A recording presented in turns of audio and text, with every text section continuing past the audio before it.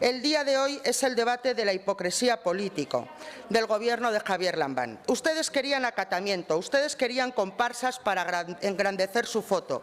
El Partido Popular ejerce y ejercerá de una oposición responsable con el no a unos presupuestos que perpetúan los viejos problemas, no afrontan los nuevos problemas y, además, hipotecan generaciones futuras sin salvar la generación de hoy, que está duramente castigada por la pandemia sanitaria y sus efectos económicos y sociales. Lo hemos dicho muchas veces.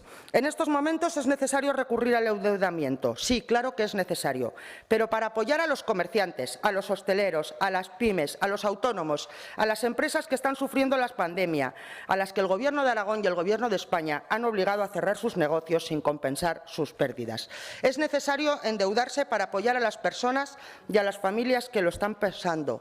A las de las colas del hambre, sí, a las de las colas del hambre.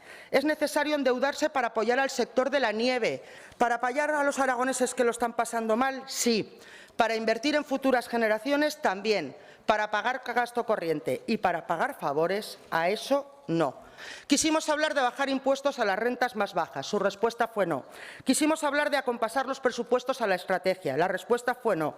Ustedes querían que hiciéramos de comparsa en su foto. Nosotros queríamos participar en la construcción de esa foto y ustedes dijeron no, como han dicho que no a todo en el debate de enmiendas.